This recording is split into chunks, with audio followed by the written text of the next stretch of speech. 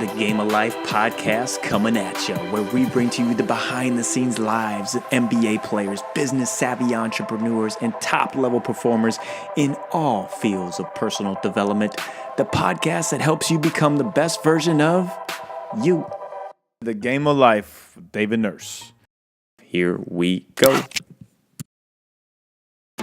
Relatives can be similar, but still vastly different, right? Yeah, sure they can. I know that's an obvious question. Just think about in your own life. Think about your extended family, your cousins, your uncles, your aunts that, yeah, you're related to them, but are you really related to them?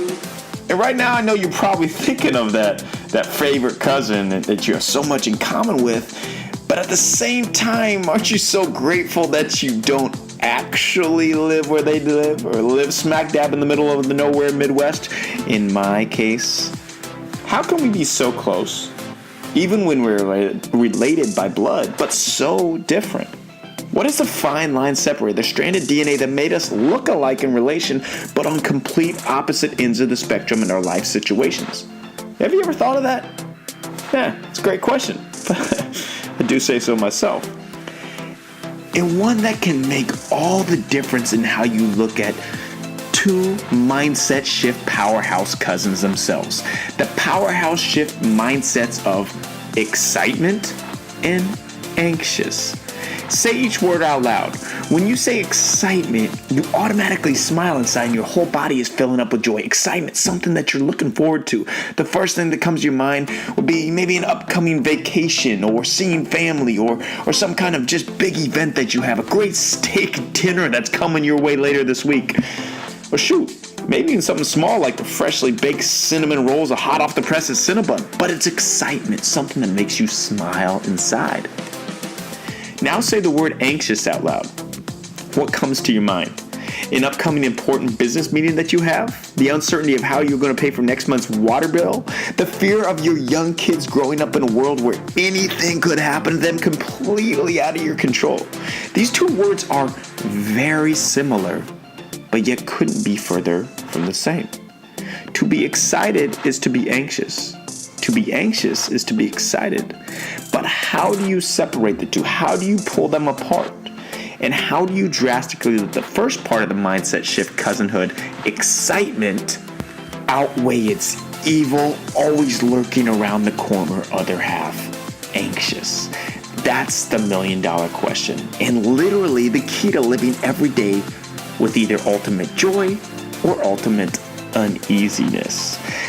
Okay, let's break it down even further. We know what the word excitement means, and we love it. But what does the word anxious really mean? Let me ask you this question. What letter is stuck in the middle of the word anxious? It's the letter I, right? This is ironically appropriate too, because I are the ones that put ourselves smack dab in the middle of anxious. We put ourselves in these anxiety situations. It is our mindset in which we choose, the mindset of looking ahead at everything in fear and worry, aka anxiousness. Looking ahead at everything as the worst that can happen scenario, when 90% of the time that worst that can happen scenario doesn't even rear its ugly head. We're stuck in it, right in the middle of it. And trust me, it's tough to find our way out, treading through the deep mud of the torrential downpour raining upon us of anxiousness.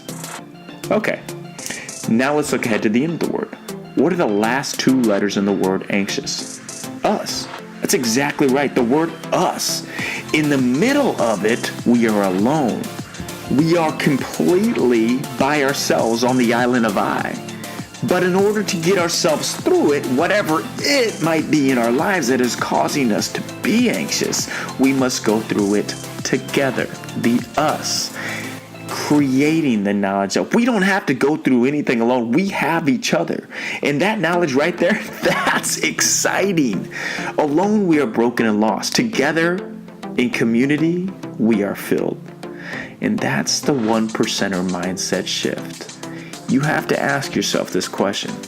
Do you look at the future with an anxious, hurried heart? Or do you look at it with excitement and joy for the unknown of what is to come? Do you fear the unknown, or are you excited about the unknown? Are you excitement-based, or are you anxious based? But only you can answer that question.